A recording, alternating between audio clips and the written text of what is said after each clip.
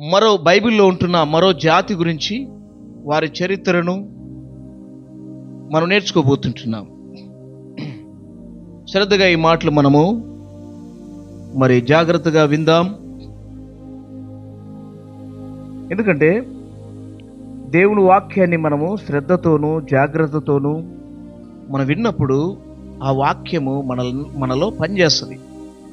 ఆ వాక్యము మనల్ని మారుస్తుంది, మన జీవితాలను మరింత దేవునికి దగ్గర తీసుకొస్తుంది. కాబట్టి ఒక్కొక్కరి చరిత్ర ద్వారా ఒక్కొక్క పాఠము దేవుడు బైబిల్లో నేర్పిస్తూ వచ్చాడు. ఈరోజు కూడా మరో జాతి గురించి మనం నేర్చుకోబోతుంటున్నాం. ఎవరు వాళ్ళు అంటే రేకాబీయుల చరిత్ర. బైబిల్లో రేకాబీయులు అనే ఒక జాతి బైబిల్లో ఉంది.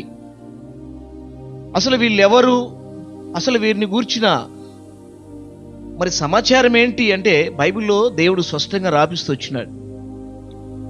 రేకాబీయులు అనేవారు ఇశ్రాయేలీలకు చెందినవారు కారు, తర్వాత యూదులకు సంబంధించిన వారు కూడా కాదు. వీరు ఒక అన్యజాతికి సంబంధించిన ప్రజలు రేకాబీయులు. రేకాబీయులలో ఉంటున్న ఒక పట్టుదల, ఒక ప్రతిష్టమైన వారిలో ఉన్న ఆ మార్పును చూసి దేవుడే ఆశ్చర్యపోయినాడు. వారి ద్వారా దేవుడు ఇశ్రాయేలు ప్రజలకి పాఠం నేర్పాలనుకున్నాడు. ఏంటి పాఠం? బైబిల్ చదువుతాం. అన్ని జనులైన ఈ రేకాబీయులు, వీళ్ళు ఇశ్రాయేలీలు కాదు.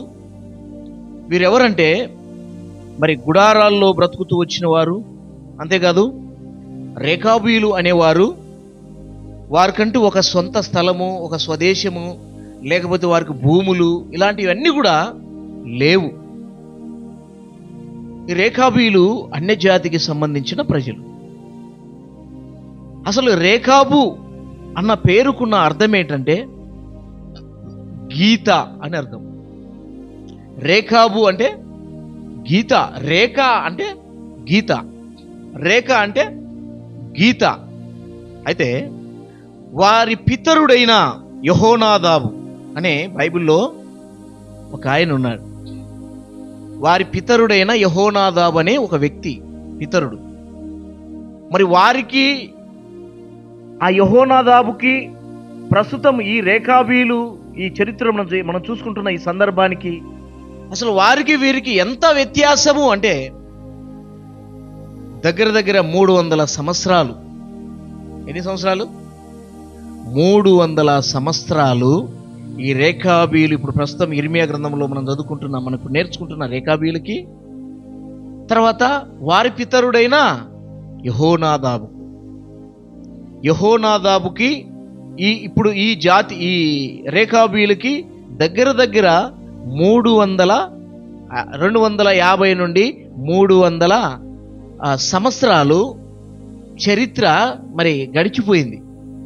300 తర్వాత కూడా వాళ్ళ పితరుడు విధించిన కట్టడలు, వాళ్ళ పితరుడు విధించిన విధులను వారు వాటిని జాగ్రత్తగా పట్టుకొని పాటిస్తూ, వింటున్నారా? వాటిని జాగ్రత్తగా పట్టుకొని పాటిస్తూ ఈ విధంగా వారు ఆ విధంగా వస్తారు ప్రజలు.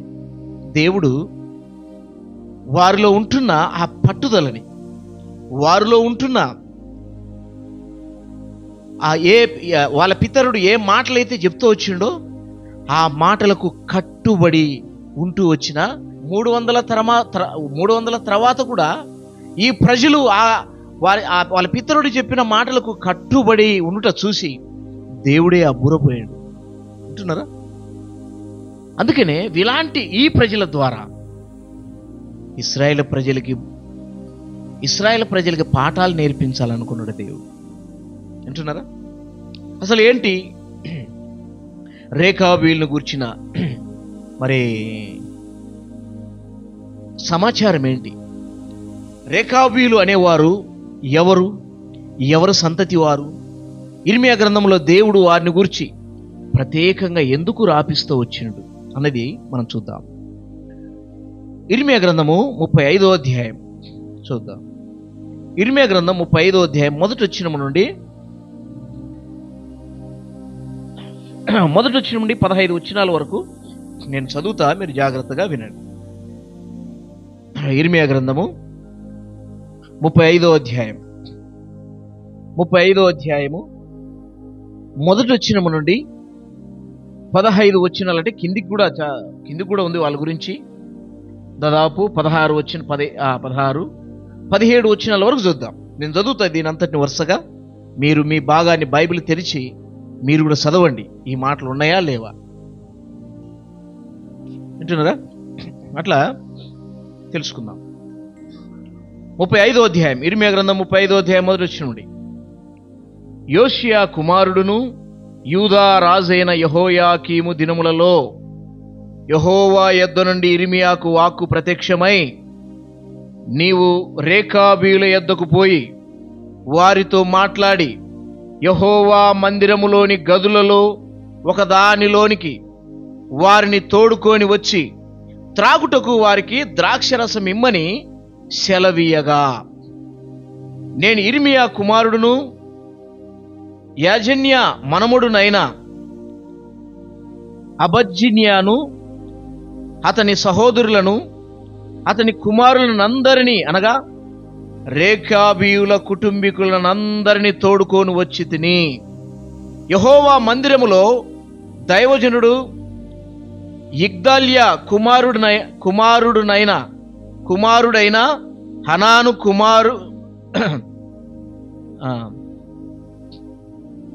హనాను కుమారుల గదిలోనికి వారిని తీసుకొని వచ్చి తిని, అది రాజుల గదికి సమీపముగా ద్వారపాలకుడును షల్లూము కుమారుడునైన మాయాషేయ గదికి పైగా ఉండెను.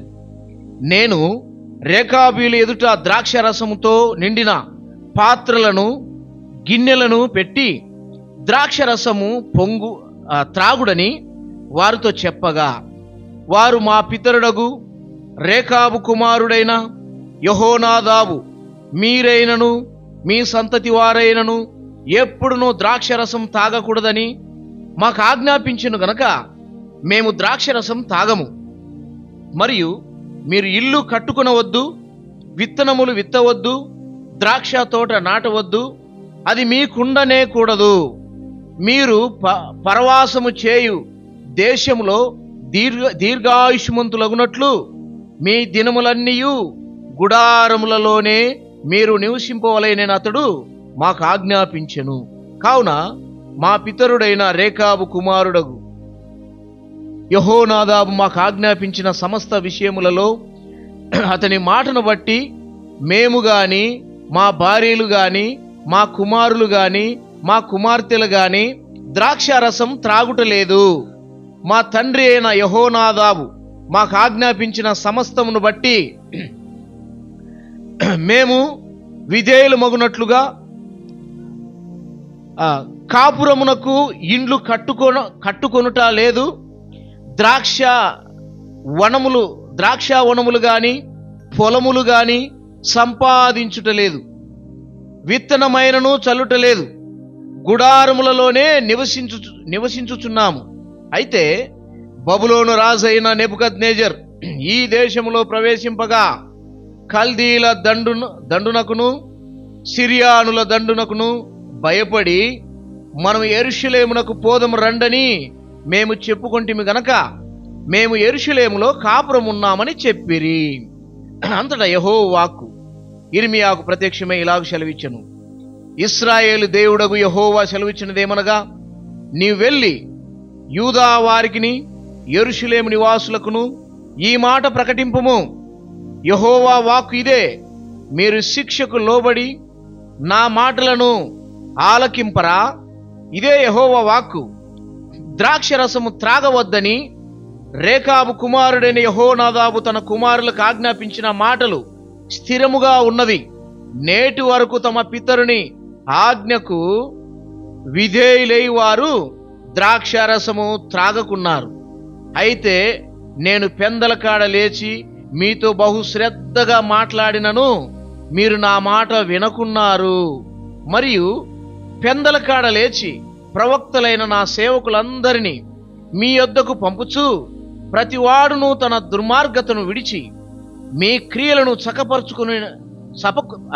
చక్కపరుచుకుని ఎడలాను అన్య దేవతలను అనుసరింపకయు వాటిని పూజింపకయు నుండిన ఎడలాను నేను మీకును మీ పితరులకు ఇచ్చిన దేశంలో మీరు నివసింతురని నేను ప్రకటించితిని గాని మీరు చెవి యొగ్గక నా మాట వినకపోతిరి.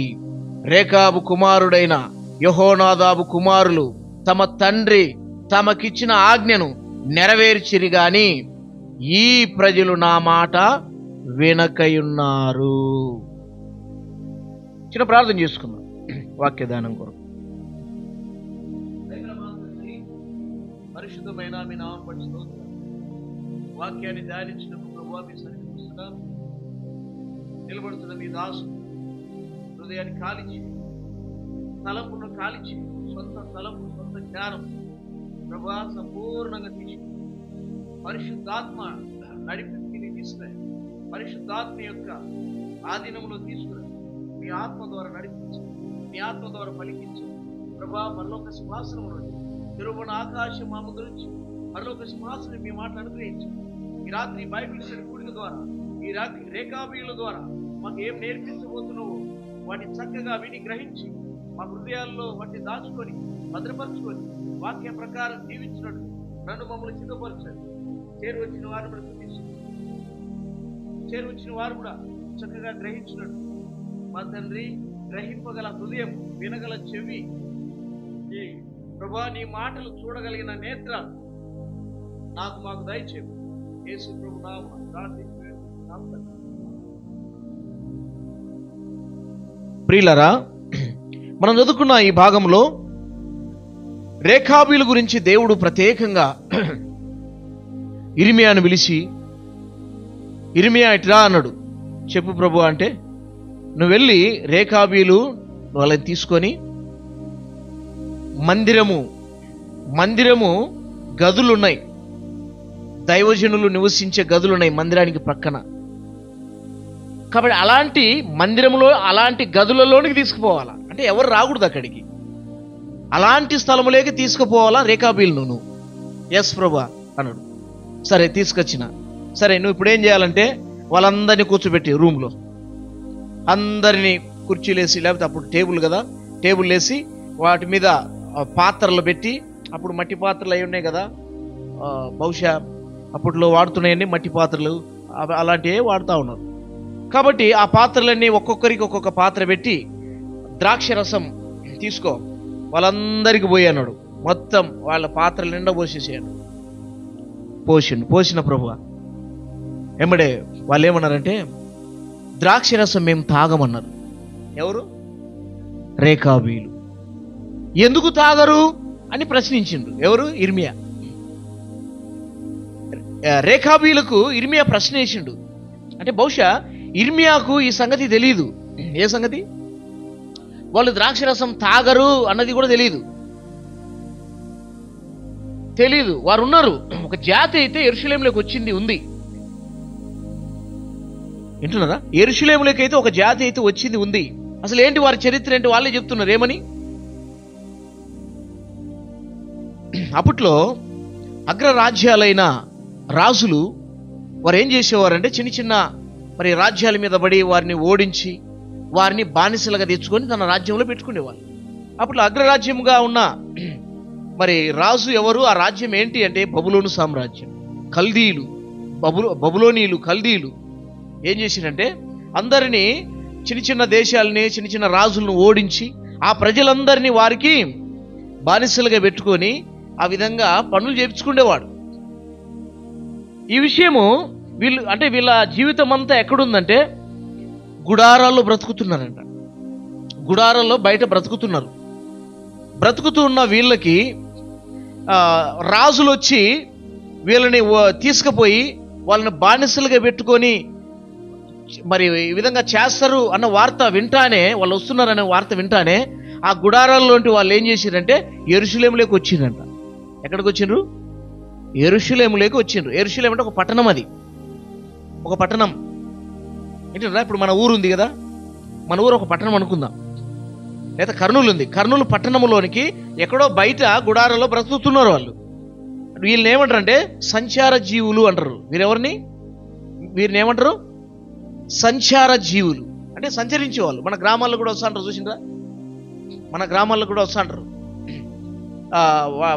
వాళ్ళు బాతులు మేపుకుండే వాళ్ళు, అలాగే ఇంకా పందులు ఉంటాయి, పందులు కూడా మేపుకుంటా ఉంటారు, వస్తా అంటారు. మన ఏరియాలో డక్కలోళ్ళని కొంతమంది కొన్ని జాతులు ఉన్నాయన్నమాట.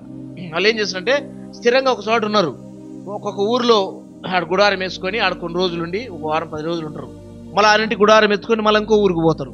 అట్లా మొత్తం సంచార జీవులు అంటారు అనమాట. వింటున్నారా? సంచార జీవులు. వీళ్ళు కూడా రేఖాబీలు అనేవారు కూడా సంచార జీవులుగా కనపడుతున్నారు. సంచార జీవులు. ఎందుకు సంచార జీవులైనారు వీళ్ళు? ఎందుకు గుడారంలో బ్రతికినారు అంటే ఇక్కడ వాళ్ళ మాటలో మనకి ఏమర్థమవుతుందంటే, ఒక పట్టణము మన మాదిరి ఒక పట్టణంలో ఇండ్లు కట్టుకొని పట్టణంలో నివసిస్తే, పొలాలు కొని ఆ విధంగా పొలాలు పండించుకుంటూ, వింటున్నారా, మన మాదిరి పొలాలు పండించుకుంటూ ఆ విధంగా మన మాదిరి ఈ విధంగా ఉన్నారనుకో, రాజులు వచ్చి అంటే అగ్రరాజ్యంగా ఉంటున్న వారు వచ్చి మీద పడి వారిని ఓడించి లేకపోతే చంపి వారి దగ్గర ఉంటున్న ఆస్తులన్నీ దోచుకొని పోయి తీసుకొని పోతారు కదా. ఇవన్నీ ఆ కాలంలో జరుగుతున్నాయి, సాధారణంగా జరుగుతున్నాయి. అబ్రహాం కాలంలో కూడా, అబ్రహాం కాలంలో సొదొమ గోమొర మీద పడి ఒక 10 మంది రాజులు సొదొమ గోమొర పట్టణాన్ని దోచుకొని పోతారన్నమాట. ఆది కాండంలో అబ్రహాం కాలంలో. అయితే అబ్రహాం ఏం చేస్తాడంటే ఆ ప్రజలని, అదే 14వ అధ్యాయంలో, ఆది కాండం 14వ అధ్యాయంలో ఉంటుంది ఈ సందర్భం.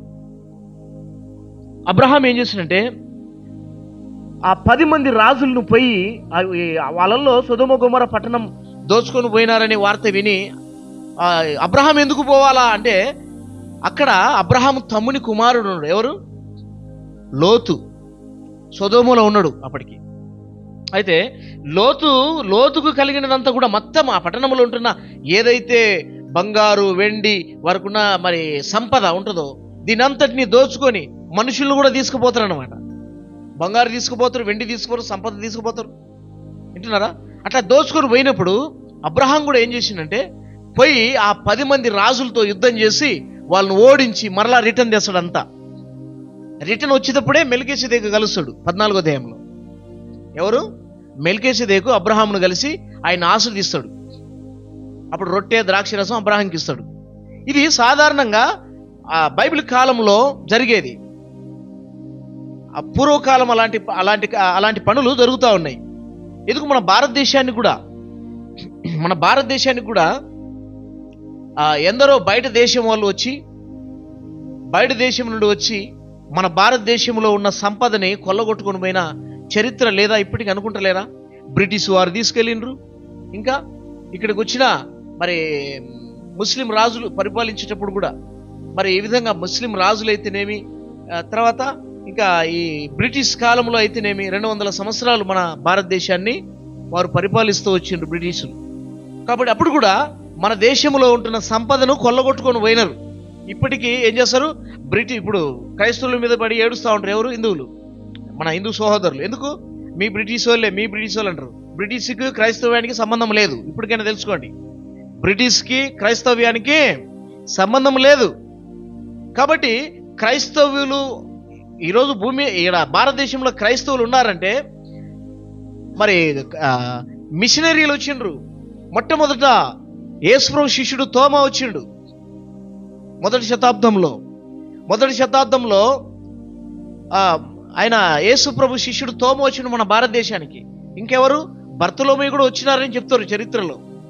మొదటి శతాబ్దంలో వచ్చి అప్పుడు మన భారతదేశానికి సువార్త వచ్చింది. ఇక్కడ కేరళ, తమిళనాడు ఈ ప్రాంతాల్లో మొట్టమొదట మరి తమిళ్ బ్రాహ్మణ్స్ అలాగే కేరళ బ్రాహ్మణ్స్ వీళ్ళంతా కూడా యేసుప్రభుని నమ్ముకున్నారు.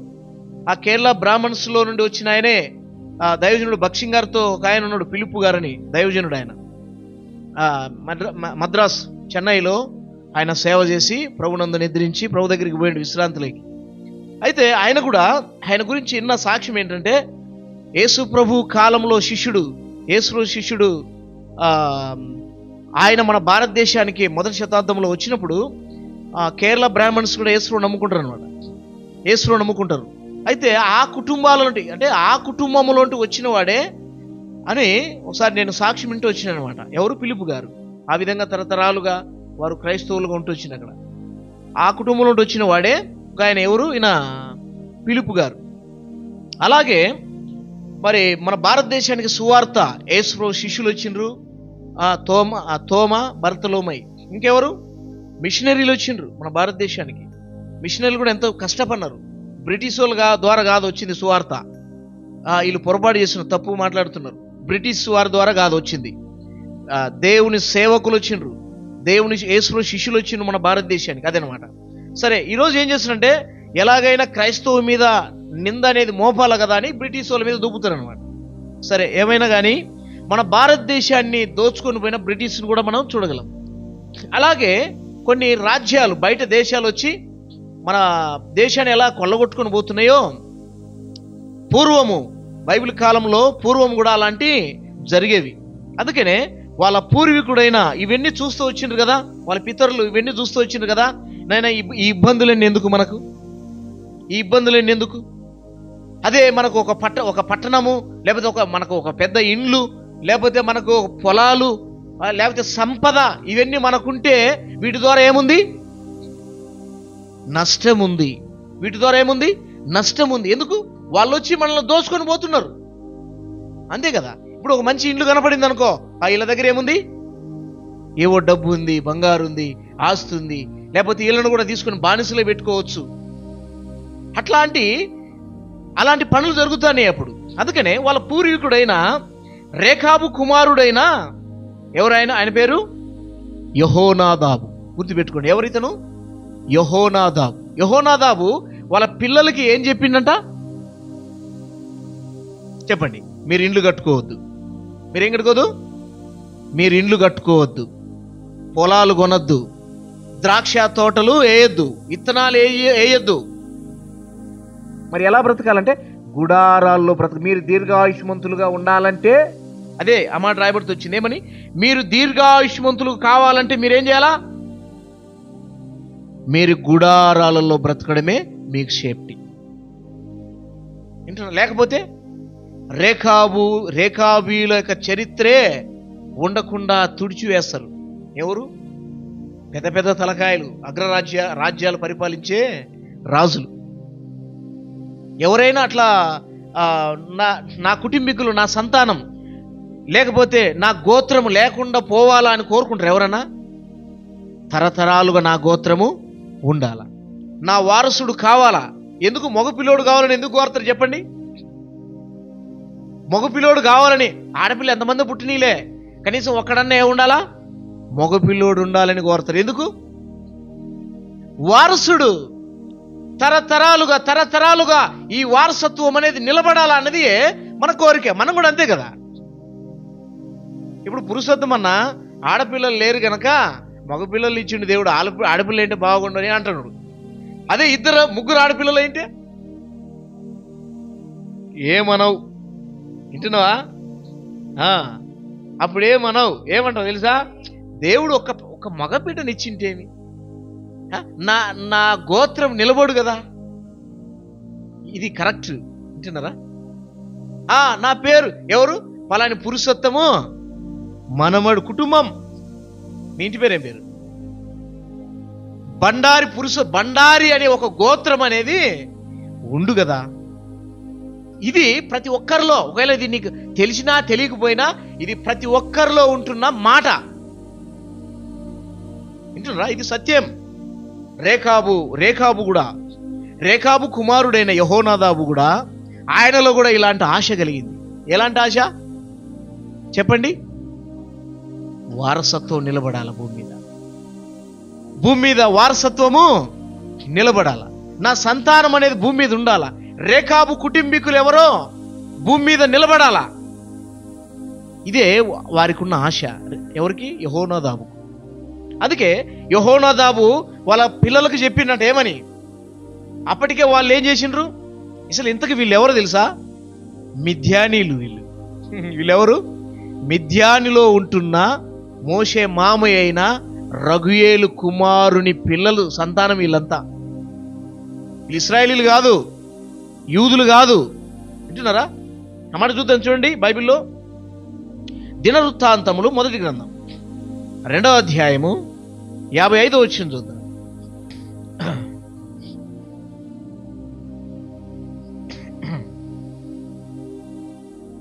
దినవృత్తాంతములు మొదటి గ్రంథం 2వ అధ్యాయం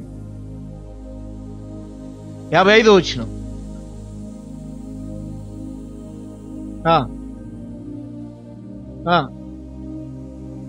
కిరాతీయులను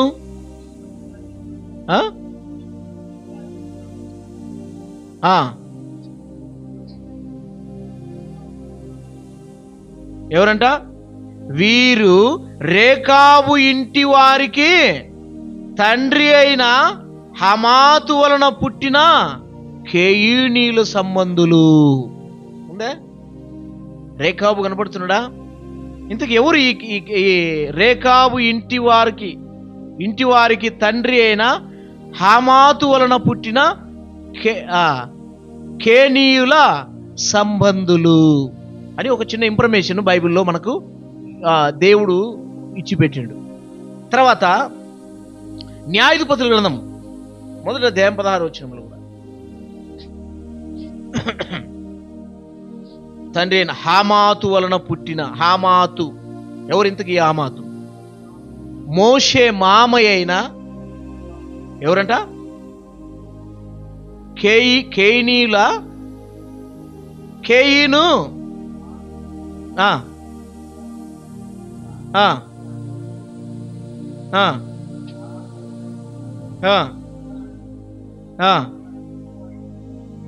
ఎవరంట ఇక్కడ? కేయినీలు కనపడుతున్నారా? అతను ఎవరంట? అతను మోషే మామయ్య అయిన రగుయేలు పిల్లలు, ఆ కుమారుడు ఉన్నాడు కదా, ఆ కుటుంబంలో నుండి వచ్చిన సంతానమే వీరెవరు? రేకాబు తర్వాత వారి సంతానం నుండి వచ్చిన ఈ పిల్లలంతా, ఆ సంతానం, ఆ గోత్రం నుండి వచ్చిన వారే వీళ్ళంతా. అప్పటికి వాళ్ళ పట్టణాలు దోచబడినాయి, వాళ్ళెంతో ఇబ్బందులు పడినారు. వింటున్నారా? వాళ్ళెంతో ఇబ్బందులు పడినారు, ఎన్నో కష్టాలు పడినారు. ఇదంతా ఎందుకు? బాధ కలిగినప్పుడే కదా పిల్లలందరినీ కూర్చోబెట్టుకొని చెప్పేది. ఏమని? మేము చేసిన పొరపాటు మీరు చేయొద్దు. మేమేం చేసినాం? పట్టణాలు కట్టుకున్నాం, ఇండ్లు కట్టుకున్నాం, పొలాలు కొన్నాం, తర్వాత రైతు పనులు చేసినాం, పొలాలు ఉన్నాయి, ఆస్తులు ఉన్నాయి, బంగారు ఉంది, వెండి ఉంది, మొత్తం అంత సంపద ఎక్కువ ఉంది. అది ఉండుట్ను బట్టే వేరే రాజులు మన మీద ఏం చేశారు? కన్నేసారు. ఇప్పుడు అవే లేకపోతే ఎవరు మన మీదికి రారు, మన మీదికి ఎవరు రారు. కాబట్టి మీరు దీర్ఘాయుష్మంతులగునట్లు అంటున్నాడు. ఈయనేమంటున్నాడు? యెహోనాదాబు ఏమన్నాడు? మీరు దీర్ఘాయుష్మంతులు అంటే ఎక్కువ కాలం మీరు బ్రతకాలంటే, తరతరాలు మీరు భూమి మీద ఉండాలంటే మీకేముండకూడదు? పొలాలు ఉండకూడదు, ఇండ్లు ఉండకూడదు, ఇత్తనాలు వేయకూడదు, ద్రాక్ష తోటలు కూడా నాటకూడదు. మీరేం చేయాలి మరి? ఏం తినాలా? పోవాలా. ఇప్పుడు కూలి పని చేసుకుంటే డబ్బులు వస్తాయి కదా, ధాన్యం వస్తుంది కదా, అట్లానే మీరు బ్రతకాల. ఏ పూటకు ఆ పూటకు తెచ్చుకొని తినాల, గుడారాలు వేసుకొని బ్రతకాల. ఇక్కడ మీకు సరిగా పోషణ కలగలేదంటే ఇంకొక ప్రాంతానికి పోవాలా. అట్లా సంచార జీవులు అన్నమాట వీళ్ళెవరు? సంచార జీవులు. అందుకనే వారికి యెహోనాదాబు చెప్పింది, మీరు ఇండ్లు కట్టుకోవద్దు, పొలాలు నాటొద్దు, ఇత్తనాలు వేయొద్దు. అంటే ఇంకోటి, ఆ పొలాలను కొనకూడదు, ఇండ్లు కట్టుకోకూడదు, పొలాలు కొనకూడదు, పొలాలు సంపాదించుకోకూడదు, ద్రాక్ష తోటలు నాటకూడదు, ఇత్తనాలు కూడా వేయకూడదు.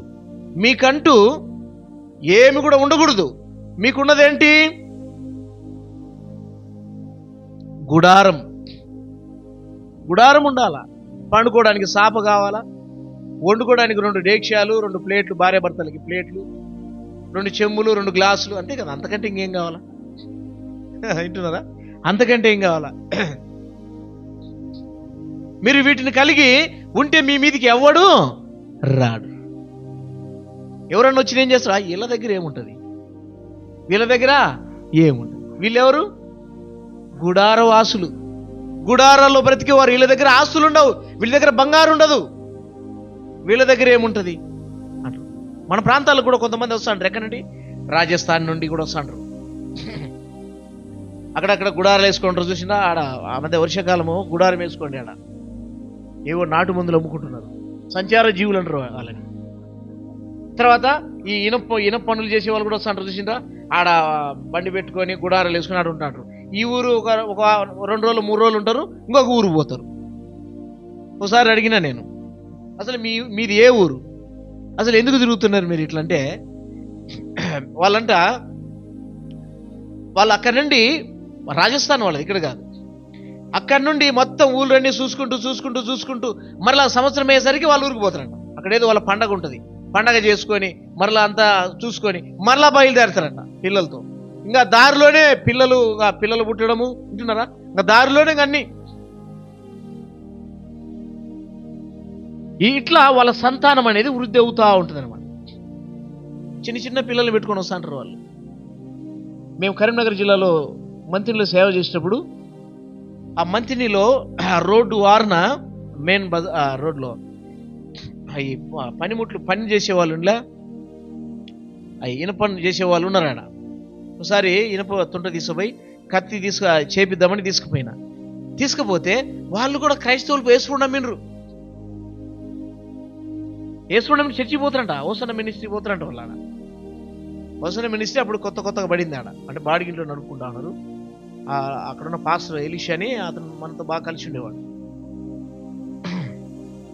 వాళ్ళు కూడా చర్చికి పోతారంట. ఇక మాకు డబ్బులు కూడా తీసుకోలే ఆ పని, అది కత్తి చేయడానికి, వింటున్నారా? అట్లా వాళ్ళని అడిగినా ఏంటి మీ పరిస్థితి ఏంటంటే వాళ్ళు ఇదే చెప్పుకొచ్చింది అనమాట. కాబట్టి ఇప్పుడు రేఖాబీలు అనే ఈ సంతతి వారు కూడా గుడారాల్లో బ్రతుకుతూ వస్తున్నారంట. గుడారాల్లో బ్రతుకుతూ అలాగే ఆ విధంగా సంచారం చేస్తూ వస్తున్నారంట. అయితే వారు ఒక వార్త వినరు. ఏం వార్త అది? బబులోనీయులు, కల్దీయులు, వింటున్నారా, ఈ విధంగా యుద్ధానికి వస్తున్నారనే వార్త విన్నారంట. ఎక్కడో బయట ఉన్నప్పుడు ఎంబడే వాళ్ళ గుడారాలని సర్దుకొని ఎక్కడికి వచ్చిండ్రు? పట్టణంలోకి వచ్చిండ్రు. ఎక్కడికి? యెరూషలేము అనే ఊరులోకి వచ్చేసిండ్రు. ఆ ఊర్లో ఎక్కడో ఆ ఊర్లో గుడారాలు వేసుకుని అక్కడ బ్రతుకుతున్నారు. ఇప్పుడు యెరూషలేము అనే పట్టణంలోనికి ప్రాకారాలు ఉంటాయి చుట్టూ, దానిలోకి వచ్చిండ్రు అనమాట. ఇప్పుడు కర్నూలు కూడా చుట్టూ గోడలు ఉండే ఇప్పుడు కూడా చుట్టూ. అలాంటి యెరూషలేములోకి వచ్చిండ్రు అనమాట. యెరూషలేములో ఉన్న వారితో దేవుడు ఇర్మియాతో మాట్లాడి, ఏదో వారు యెరూషలేములో ఉన్నారు, వారిని నువ్వేం చేయాలి ఇర్మియా? తీసుకుపోయి ద్రాక్షరసం పోసి వారికి తాగడానికి అంటాడు. అప్పుడు వాళ్ళు ఏమంటారు? మేము ద్రాక్షరసము తాగం, మేము ద్రాక్షరసం తాగం. ఎందుకు తాగరు అని ప్రశ్నిస్తే, మేమైనను మా పిల్లలైనను మా భార్యలైనను, వింటున్నారా, ద్రాక్షరసం తాగం మేము. ఎందుకంటే మా పితరుడైన యెహోనాదాబు మాకు ఇలాగ ఆజ్ఞాపించిండు. ఏమని? మీరు దీర్ఘాయుష్మంతులుగా ఉండాలంటే, ఈ భూమి మీద కొన్ని తరాల వరకు మీరు నిలబడాలంటే మీకేం కావాలా? మీరు సొంత ఇండ్లు ఉండకూడదు, మీరు పొలాలు కొనకూడదు, ఇత్తనాలు వేయకూడదు, ద్రాక్ష తోటలు నాటకూడదు, మీరు గుడారాల్లో బ్రతకాలా అని చెప్పినాడు మాకు మా పితరుడైన యెహోనాదాబు. అప్పటికి ఈ మాట చెప్పేటప్పటికి యెహోనాదాబు చెప్పేటప్పటికి ఎన్ని సంవత్సరాలు? దగ్గర 250 నుండి 300 సంవత్సరాలు. అన్ని 300 సంవత్సరాలు అయినా కూడా వాళ్ళల్లో ఏముంది? వాళ్ళ పితరుడైన యెహోనాదాబు చెప్పిన మాటలు ఏమైనాయి? స్థిరంగా ఉన్నాయి, నిలబడినాయి. దేవుడు ఏమంటున్నాడంటే, నేను పెందల కాడే లేచి ప్రవక్తలైన నా సేవకులను మీ మధ్యకు పంపిస్తే మీరు నా మాట వినలేదు, నా మాట అంగీకరించలేదు, నా మాటను గౌరవించలేదు, నా మాట వినలేదు. దేవుడు ఎంత బాధపడుతున్నాడో తెలుసా? దేవుడు ఎంత బాధపడినాడు.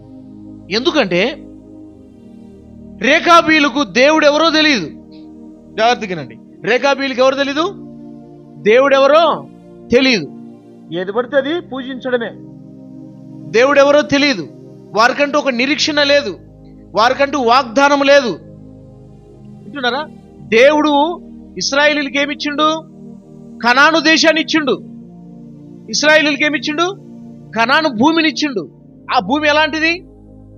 పాలు తేనెలు ప్రవహించే దేశం. ఆ దేశం ఎలాంటిది?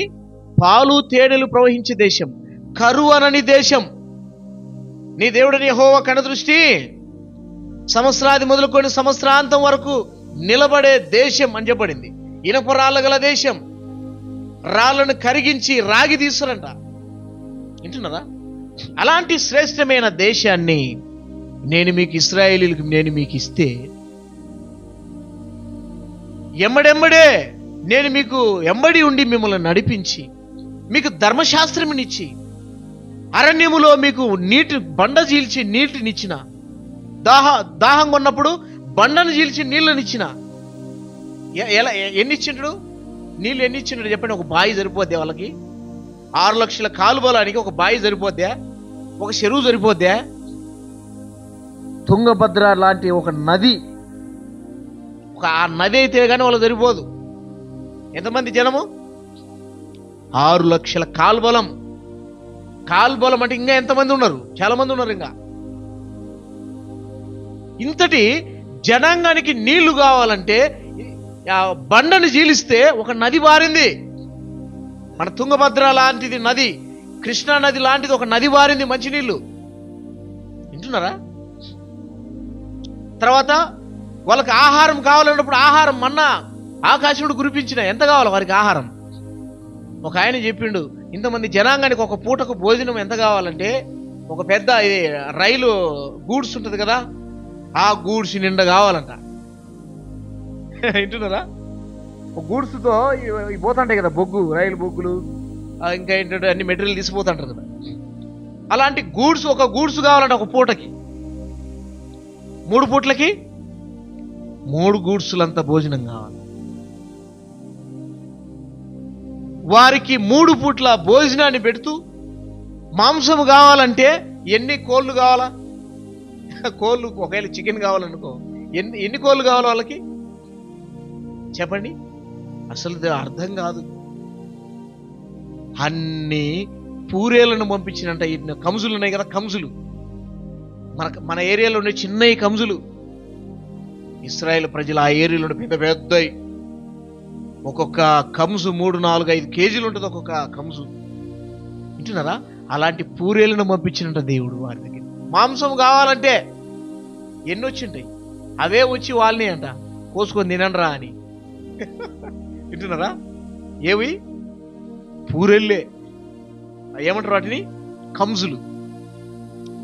తినండ్రా ఎన్ని తింటారు అని అవే వచ్చినాయి దేవుని మాటకు లోబడి. నేను వారికి దేవుడునై ఉండి వారికి కావలసినవన్నీ తీర్చుకుంటూ వచ్చినా వారు నా మాటకు కట్టుబడలే. అదే రేకాబీలు చూడు. వీళ్ళెవరు? అన్యజనులు. రేకాబీలు ఎవరు? వారికి దేవుడు లేడు, దేవుడు లేని ప్రజలు, నిరీక్షణ లేదు వారికి. వాళ్ళ పితరుడు ఏమైనా ఇచ్చిండంటే ఏమిచ్చిండు? ఏమి ఇవ్వలే. వాళ్ళ పితరుడు యెహోనాదాబు ఏమన్నా ఇచ్చిండా? ఈ మాటలు చెప్పిన వ్యక్తి వాళ్ళకేమన్నా ఆస్తి ఇచ్చిండా? లేదా ఒక దేశం ఇచ్చిండా? పొలాలు ఇచ్చిండా? ఏమి ఇవ్వలేదు. ఏమన్నాడు? మీరు గుడారోలను బ్రతకాలి, పొలాలు కొనొద్దు, ఇత్తనాలు వేయద్దు, ద్రాక్ష తోటలు నాటద్దు అని చెప్పిండు. కానీ ఏమి వారికి ఆస్తులు పంచిలేదు. ఏమి ఇవ్వని వ్యక్తి మాటకు ఏం చేసిన వాళ్ళు? కట్టుబడి ఉన్నారు. అన్నీ ఇచ్చిన దేవుని మాటకు ఇశ్రాయేలు ఏం చేసిండ్రు? కట్టుబడి లేదు. అంటున్నారా? అదే దేవునికి వారు మిగిలించింది ఏంటంటే బాధ, దుఃఖం. వింటున్నారా? యేసుప్రభు కూడా ఆయా సందర్భాల్లో బాధపడిన సందర్భాలు ఉన్నాయి. ఏమని? యేసుప్రభు ఏం చేసినంటే ఎన్నో అద్భుతాలు చేసినంట, సూచక క్రియలు చేసినంట. వారికి చేసి ఎంతో మంది రోగాలను బాగు చేసి కుంటోలను లేపి, గుడ్డోలకు చూపించి, ఇంకా మూగోళ్ళకు మాటలు ఇచ్చి, చెవిటోళ్ళకి వినికిడిచ్చి, చచ్చిపోయిన వాళ్ళని లేపి ఎన్నో అద్భుతాలు చేసిండు. మార్క్స్ వార్త 2వ అధ్యాయంలో పట్టణమే వచ్చిందంట ఆయన దగ్గరికి. పట్టణమే రోగాలు బాగు చేసుకోవడానికి. రాత్రి విన్నాం కదా, పట్టణమే వచ్చి పడిందంట వాకిట. భోజనం చేయడానికి కూడా సమయం లేదు. ఇంత అలిసిపోయేంత యేసుప్రభు వారిని బాగు చేస్తే యేసుప్రభు ఏమన్నాడు తెలుసా? చాలా బాధపడినాడు. ఎందుకు? అయ్యో కోరాజీనా, అయ్యో బెస్తాయిదా, వింటున్నారా? మీ దగ్గర చేసిన అద్భుతములు, మీ దగ్గర చేసిన ఆశ్చర్య కార్యాలు, సూచిక క్రియలు, అదే సొదొమ గొమొర పట్టణం. పూర్వము సొదొమ గొమొర పట్టణంలో చేసింటే వారు బూడిద గోడ పట్ట కట్టుకొని, బూడిద చల్లుకొని, బూడిదలో కూర్చొని పశ్చాత్తాపడి మారుమనసు పొందుతారు కదా. కానీ మీరు చేస్తున్న సూచిక క్రియలు చూసినారు. 5 రొట్టెలు 2 చేపలు పంచి పెడితే తిన్నారు, కండ్లతో చూసినారు, చేతులతో ముట్టుకున్నారు, చెవులతో వింటున్నారు నా మాటలు. కానీ మారు మనసు పొందలేదే అని యేసుప్రభు చాలా బాధపడ్డాడు. చాలా బాధపడ్డాడు యేసుప్రభు. అదే పూర్వము వాళ్ళకి చేసింది ఎంత బాగుండని. ఇంకేమంటాడు? దక్షిణపు దేశపు రాణి మీ మీద నిలబడి నేరస్థాపన చేస్తుందంట. షేబా దేశపు రాణి అంత్య దినములలో ఏం చేస్తుందంట? రాకడ దినములో తీర్పు దినాన్ని ఏం చేస్తుందంట? మీ మీద నిలబడి నేరస్థాపన చేస్తుందంట. ఎందుకు? ఎక్కడి నుండి వచ్చింది ఆమె? షేబా దేశం ఎక్కడుంది? చాలా దూరం ఉంది. అక్కడి నుండి సొలొమోను జ్ఞానం వినడానికి ఒంటిలో కట్టుకొని వచ్చిందంట. ప్రయాణం చేసింది. వచ్చి ఎంత ఆసక్తిగా వచ్చి ఆమె వాక్యం విన్నది చూడు. అలాగే కనాను స్త్రీ, ఏమెవరు కనాను స్త్రీ? ఒక అన్యురాలు. చాలా మంది అన్యులు విశ్వాసాన్ని చూసి యేసుప్రభు ఏమన్నాడు? ఇంత గొప్ప విశ్వాసము ఈమెలో ఉన్నట్లు, లేకపోతే ఈయనలో ఉన్నట్టు నేను ఇశ్రాయేలులో చూడలేదని బాధపడతాడండి యేసుప్రభు. తండ్రి అయిన దేవుడు కూడా పాత నిబంధన కాలంలో ఇర్మియాతో మాట్లాడుతుంటున్న మాట ఏంటి? నేను నా పెందల కాడ ఎప్పటికప్పుడు నా ప్రజల దగ్గరికి నా సేవకులను, నా ప్రవక్తలని పంపించిన. యెహెజ్కేలు ప్రవక్త ఏమన్నాడు? అమ్మో ప్రభు వాళ్ళు తిరుగుబాటుదారులు. ఎస్, నాకు తెలుసు, తిరుగుబాటుదారులే. నువ్వు ఎక్కడున్నావు తెలుసా? బ్రహ్మదండ చెట్ల మధ్యలో ఉన్నావు, తేళ్ల మధ్య ఉన్నావు. అంటే బ్రహ్మదండ చెట్లు అంటే కంప చెట్లలో ఉన్నావు, నువ్వు తేళ్ల మధ్య ఉన్నావు. అంటే చాలా ప్రమాదకరమైన స్థితిలో ఉన్నావు. అయినను భయపడకు, నా మాటలు నువ్వేం చేయాలా? చెప్పు, ప్రకటించు అన్నాడు యెహెజ్కేలు ప్రవక్తతో. ఇర్మియా కూడా నేను చెప్పను అని ఆయన కూడా మొండికేసిన కూడా ఇడిచిపెట్టలే దేవుడు ఇర్మియాను కూడా. ఏమన్నాడు? 20వ అధ్యాయం 9వ వచనంలో ఇర్మియా గ్రంథంలో,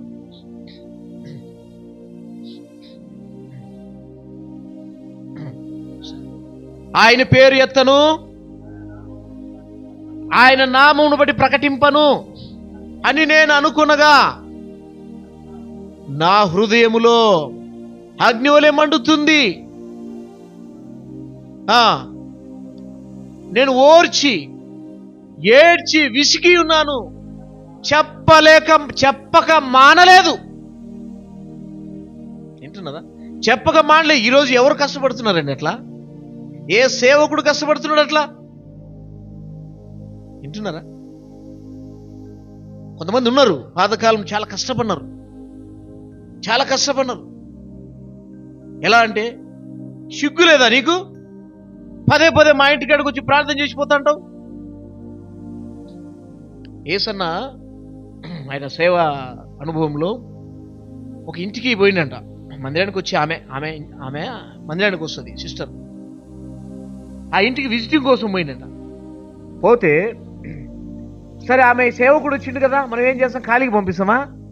అమ్మో, మా ఇంటికి సేవకుడు వచ్చిండు. ఏ సేవకుడు వచ్చిందంటే యేసుప్రభు వచ్చినట్టు మా ఇంటికి. అట్లా భావించేవాళ్ళు విశ్వాసం. ఆయనకు ఆతిథ్యం ఇచ్చి ఏదో ఉన్న దాంట్లోనే, పాపం అన్నం ఉంది అన్నా తినుపు అన్నా, అది వద్దులేమ్మా, నేను వద్దులే అంటే, లేదన్నా తినుపు అన్నా.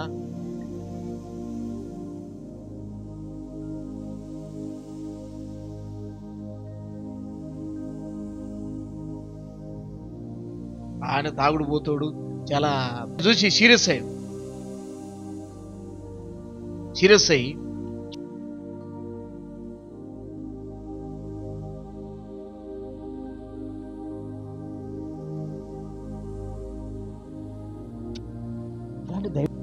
లాస్ట్గా ఆయన మార్మల్స్ పొందుతాడు. ఎవరు ఊమేసిన ఆయన భక్సింగ్ గారిని కూడా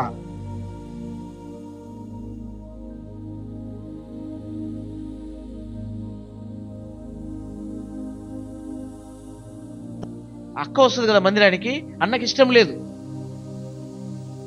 మళ్ళీ మా ఇంటికి కూడా నా భార్యను మందిరాన్ని తీసుకుపోయేది కాబట్టి మళ్ళీ ఇంటికి కూడా వచ్చినవా? సిగ్గుండాలో కొంచెం అన్నా. ఒకసారి మంతిలో మా సంఘ పెద్ద చిన్న చిన్న విషయాలు, ఏం కాదులే, చిన్న విషయాలు పేరు చెప్పండిలే, చిన్న విషయాలు ఏం చేసినంటే, నేను ఇంటికి పోయినా, విజిటింగ్ కోసం ఇంటికి పోతే నేను లోపలికి పోకుండా బయట ఉండగానే గేట్ తీసుకుని లోపలికి పోతానే ఇక ముఖాన్నే తిడుతున్నారు భార్య భర్తలు ఇద్దరు. సిగ్గుండాల కొంచెమన్నా. మేము అవి చేసినాం, నీకు ఇవి చేసినాం, అట్లా చేసినాం ఇట్లే పెట్టుకున్నాం. చెప్పండి, ఎన్ని చెప్తారో చెప్పండి అని ఇట్లా చేతులు కట్టుకొని ఈని సరే పోయిస్తా అన్న. ఎందుకంటే కోపంగా ఉన్నారు వాళ్ళు ఇప్పుడు నా మీద. సరే ఇప్పుడు పోతే బాగుండదులని వచ్చేసి తర్వాత నేనే పలకరించిన ఆ వ్యక్తిని. తర్వాత ఏమైంది ఇలాంటి సందర్భాలు ఎన్ని లేవు. ఒకసారి నేను వాక్యం చెప్తుంటే ఒక ఆయన కాలు ఎత్తుకొని వచ్చిండు తనడానికి.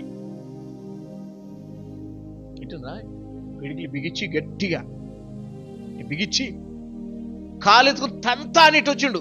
వాళ్ళ భార్య అడ్డం వచ్చింది. వస్తానే ఆ దెబ్బ వాళ్ళ భార్యకి పడింది చూడు, ఈపున పెద్ద దెబ్బ పడింది ఆమెకి. అంత మూర్ఖులు ఉంటారు అన్నమాట సంఘంలో. అంటున్నారా? ఆ దెబ్బ నాకు పడాల్సిందే. ఆయన వచ్చిండు నా మీదకి ఇట్లా వచ్చిండు, వాళ్ళ భార్య అడ్డం వస్తే వాళ్ళ భార్యకి పడింది. ఇలాంటి సందర్భాలు చాలా ఉన్నాయి. వింటున్నారా? అవన్నీ అట్లా ఎంతో మంది గొప్ప గొప్ప సేవకులు ఉన్నారు, కష్టపడినారు. ఇర్మియా అయితేనేమి, హెజ్కేలు అయితేనేమి, ఈ ప్రవక్తలు ఇర్మియాని తీసుకుని ఎక్కడేసిందంటే నీళ్లు లేని గోతులు వేసినట్టు బురద ఉంది. ఆడ గోతి, నీళ్లు లేవు, బురద మాత్రం ఉంది. ఆడ పడేసిన పోయి లోపల నీళ్లు ఏం లే. దేవుని వాక్యం ప్రకటించినందుకు, దేవుని వాక్యం ఉన్నది ఉన్నట్టు ప్రకటించినందుకు మీరు బబులోను దేశానికి పోవాలా. బబులోను దేశం నెబుకద్నెజర్ కింద మీరు ఉండాలా. అక్కడ ఉంటేనే మీరు సేఫ్టీ అని ప్రకటించినందుకు బబులోను రాజు వస్తున్నాడు, దీన్ని స్వాధీనం చేసుకుంటాడు, మొత్తం అంతా కొల్లగొట్టుకొని పోతాడు యెరూషలేముని. మీరు పోతేనే మంచిది, ఆయనంపటి మీరు వాళ్ళంపటి మీరు పోతేనే మంచిది ప్రకటించినందుకు ఇర్మియాకు బొండలేసి చెక్కలతో కాళ్ళకి చేతులకి మెడకు కట్టి దించేసిండు. నీళ్లు లేకుండా రాజు మంచి ప్రకటించినందుకు. అలాంటి ఇశ్రాయేలు ప్రజలు దేవుడు వారి విషయంలో ఎంత బాధపడుతున్నాడో తెలుసా?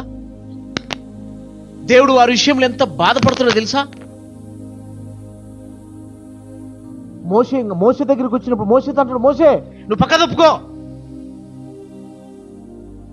తప్పుకో, వీళ్ళని తుడిచేస్తా, నీ ద్వారా మరలా సంతానాన్ని పుట్టిస్తా అంటాడు.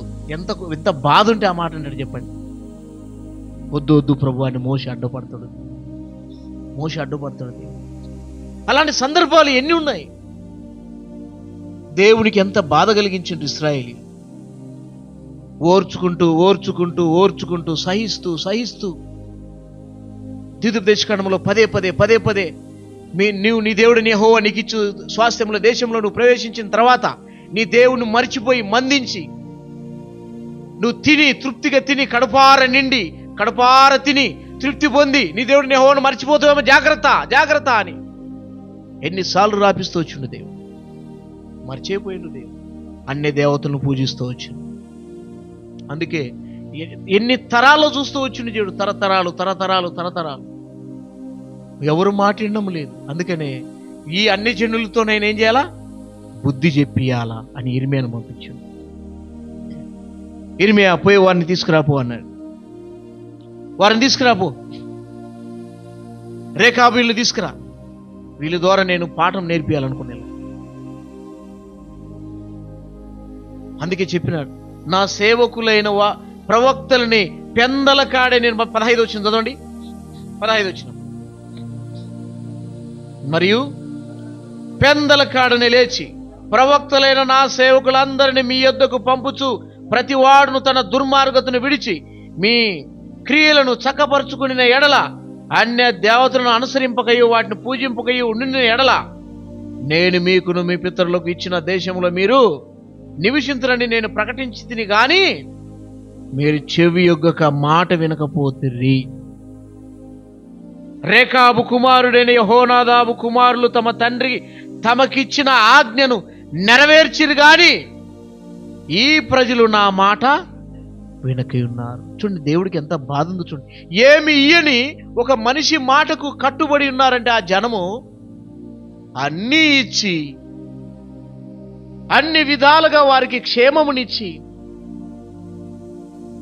అన్య రాజ్యాల మీద విజయం ఇస్తూ దేవుడు వారికి కనుపాపలాగా కాపాడుతూ ఉంటే దేవుని మాట వినకుండా వచ్చిండ్రు.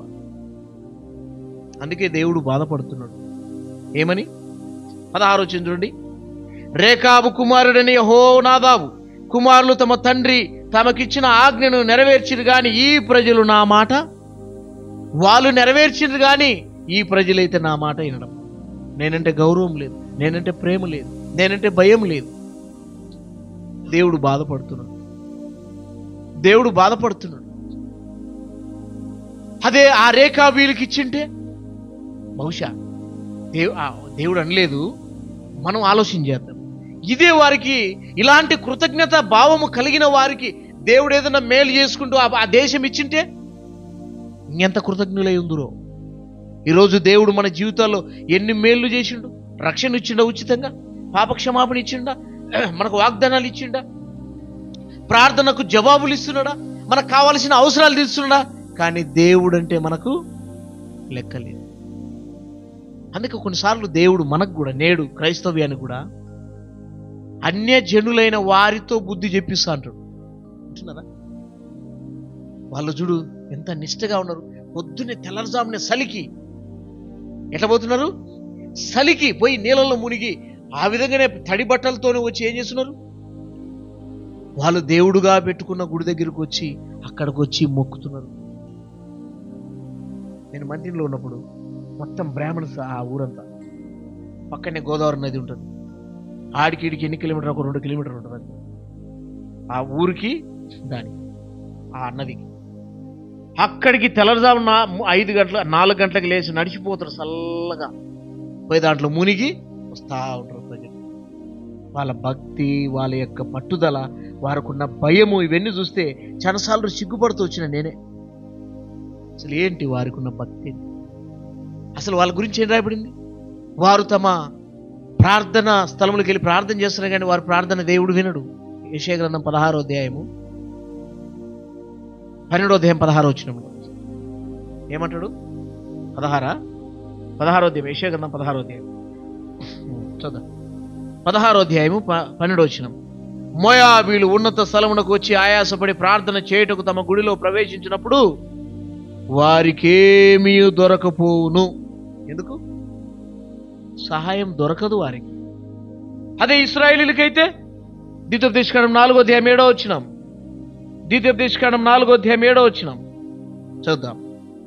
ఏలైనగా మనము ఆయనకు మొరపెట్టినప్పుడెల్లా మన దేవుడైన యెహోవా మనకు సమీపంగా ఉన్నట్టు మరి ఏ గొప్ప జనమునకు ఏ దేవుడు సమీపంగా ఉన్నాడు? మోషే సవాలు ఇస్తున్నాడు ఇశ్రాయేలు ప్రజలతో. ఏమని? మనము మొరపెట్టినప్పుడల్లా మన దేవుడు ఎక్కడున్నాడు?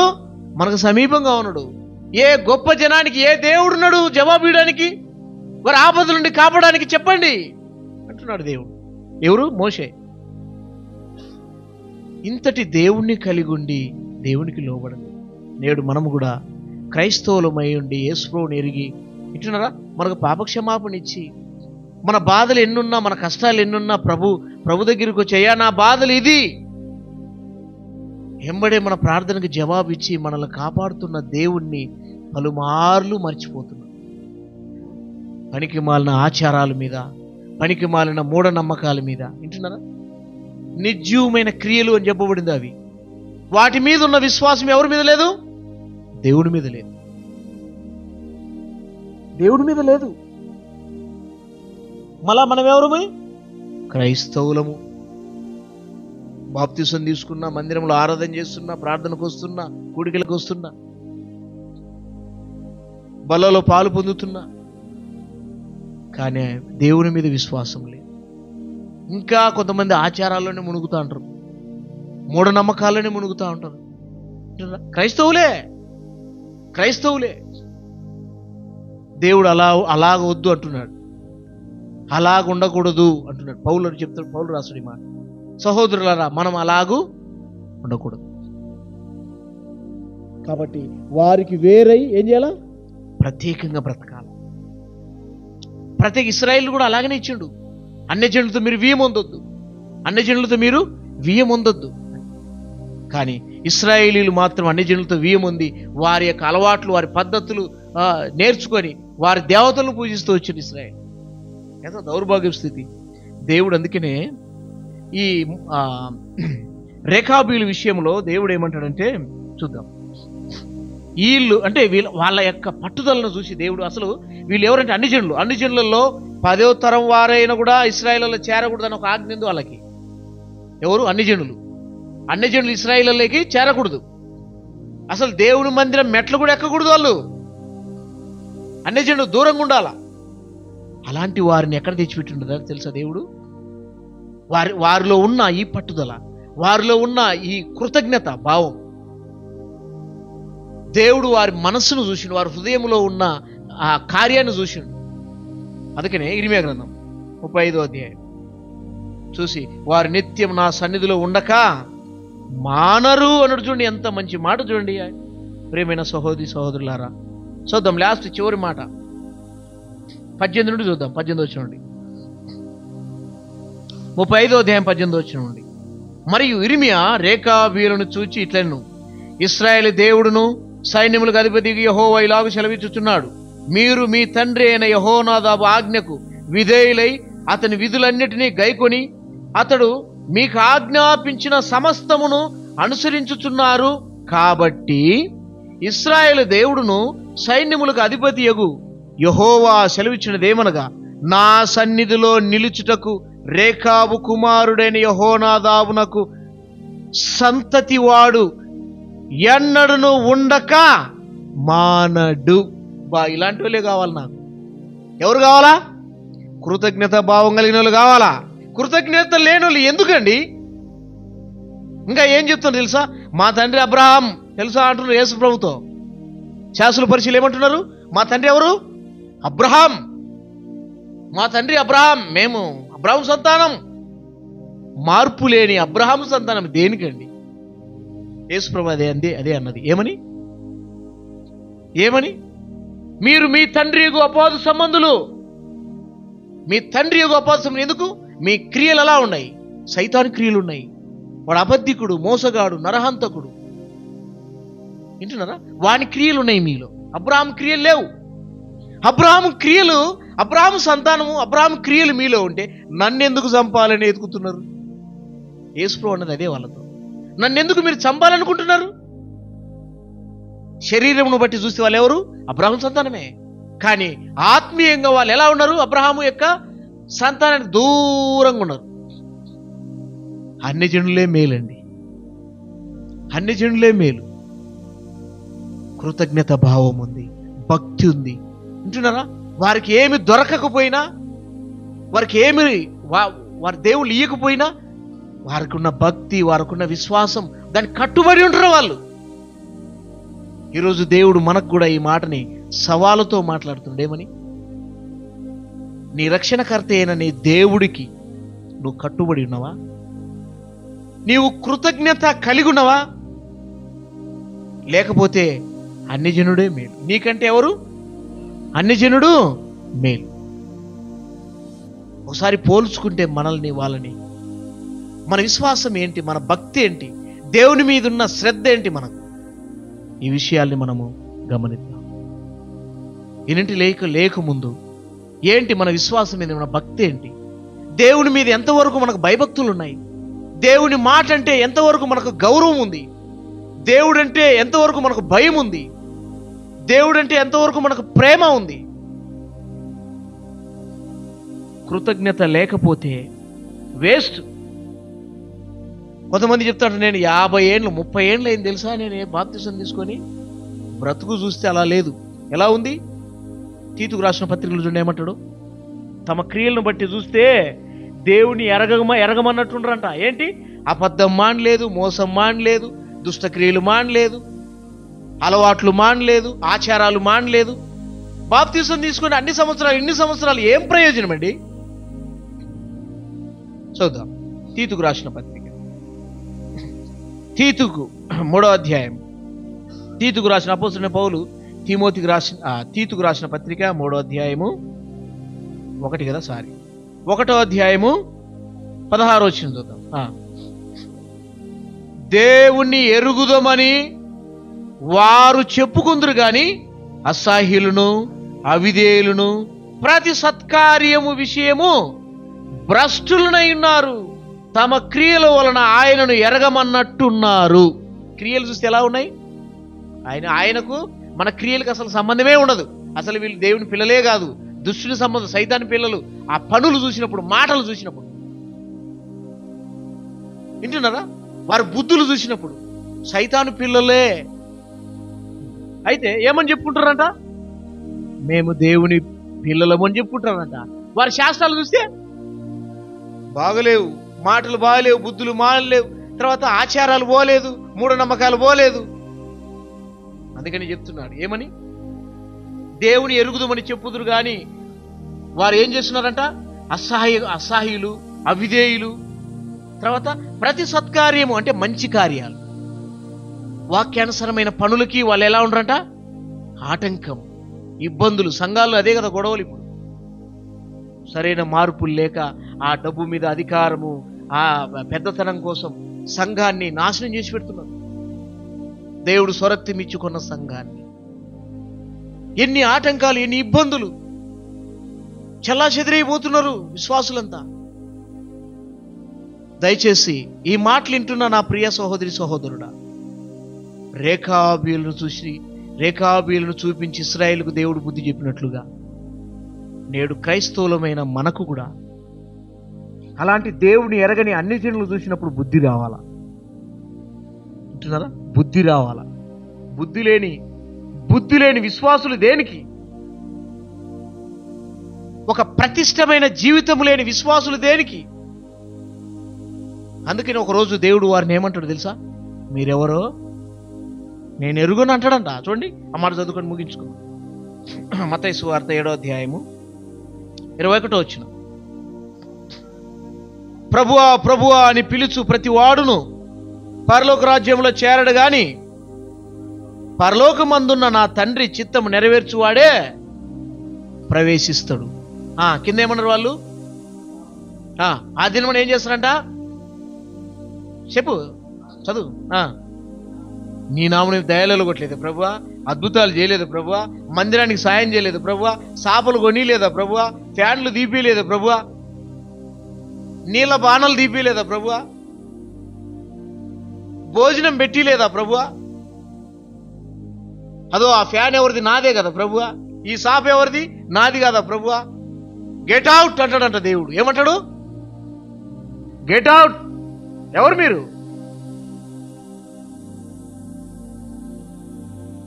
మనం ఏం పొంగిపోతున్నాం? విశ్వాసం, నేను చాలా ఏళ్ళైంది, నేను చాలా అనుభవం ఉంది, నేను పాటలు పాడతా, వాక్యం చెప్తా, ప్రార్థన చేస్తా. ఎవరికి కావాలని ప్రార్థన? మార్పు లేని ప్రార్థన.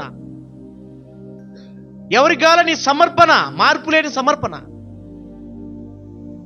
దేవుని మాట విని దేవునికి కట్టుబడి ఉంటేనే అది అంగీకరించబడుతుంది. కాబట్టి ఈ రాత్రి ప్రభు కూడా మనల్ని కూడా హెచ్చరిస్తా ఉన్నాడు. ఏమని? రేఖాబీలను గురించి. రేఖాబీల చరిత్ర మనకు ఒక పాఠం నేర్పుతుంది. ఇశ్రాయేలుకు పాఠం నేర్పినట్లుగా మనకు కూడా నేర్పుతా ఉంది. మోకరించి కళ్ళు మూసుకొని ఒకసారి దేవుని వైపు చూద్దాం. అసలేంటి నా జీవితం ఏంటి, నా హృదయం ఏంటి? ఒకసారి మన హృదయాన్ని పరీక్షించుకుందాం. ప్రభు మీద నాకున్న ప్రేమ ఎంతుంది? ప్రభు మీద భక్తి ఎంతుంది? ప్రభువుకు కృతజ్ఞత, ప్రభువుకు నేను ఎంత కృతజ్ఞత కలిగి ఉన్నా? ఉచితంగా రక్షణ ఇచ్చిండే, ఉచితంగా నా పాపాలు క్షమించిండే, అనుదిన జీవిత యాత్రలో నన్ను నడిపిస్తున్నాడే. కానీ నేను ఆయన కోసం బ్రతకడం లేదే. ప్రభువా నన్ను క్షమించు, పరిస్థితి ఏమైనా నీ కోసం బ్రతుకుతా, నువ్వు నా దేవుడవు, నేను నీ కుమారుణ్ణి కనుక నువ్వు నా తండ్రివి, నిన్ను విడిచి నేను ఎక్కడికి పోతా ప్రభువా? నువ్వు నాకు కావాలా, నేను నీ మాటకు లోబడతా, విధేయత చూపిస్తా అని తీర్మానం చేసుకో, ప్రార్థన చేసుకో.